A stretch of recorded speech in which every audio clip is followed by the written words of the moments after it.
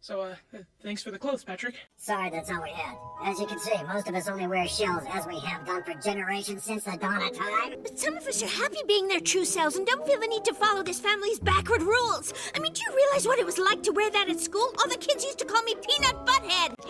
That is ridiculous. I know. Thank you. It was a lot more like someone carved a blank emoji face into a dry spud. That's not the point. Do you realize what it's like for us to see you walking around basically naked? In my defense, that bear is just wearing a t-shirt, the piece of toast is only wearing shoes and gloves, and that dinosaur is wearing nothing at all.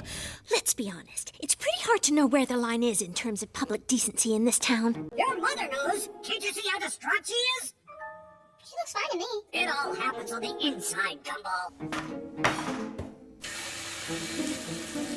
If you think that's weird, imagine what it's like going to the bathroom.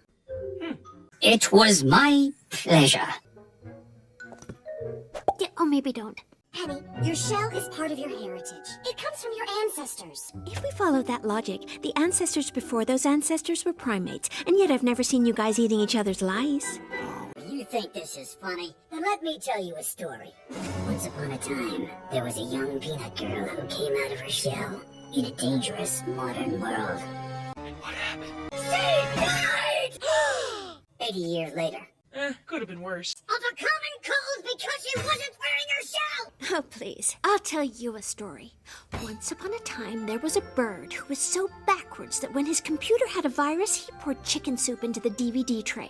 He was so backwards that he still watched movies on VHS in rewind. He was so backwards that when his tablet asked if he wanted to update, he chiseled the word no into it. Ha! I like that bird. Sounds like me. Well, that bird forced his whole family to stay in their eggs, and you know what happened? They died!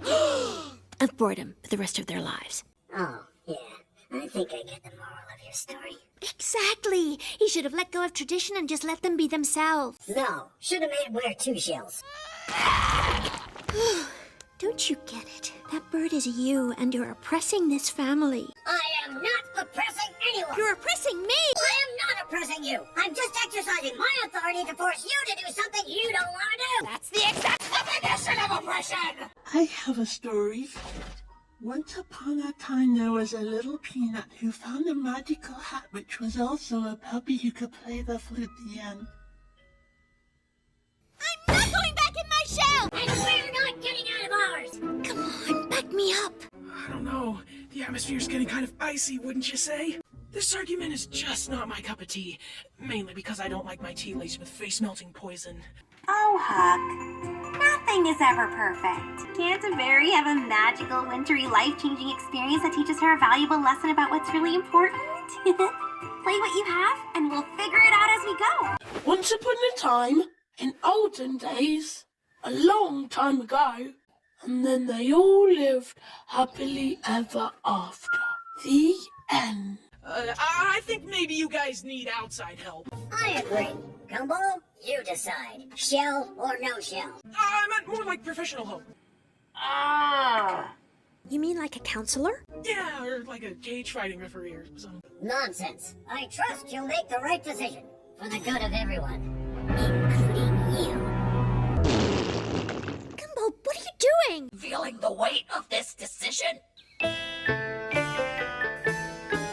The elves have mended the hamster cage. I mean the castle, Your Majesty. Splendid! Let's take a look. What? Nanny! Yes, Your Majesty? Why is there straw in my courtyard? Courtyard? Oh, you mean the feeding bowl. What?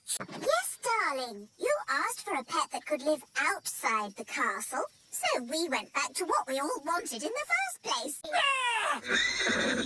How lovely.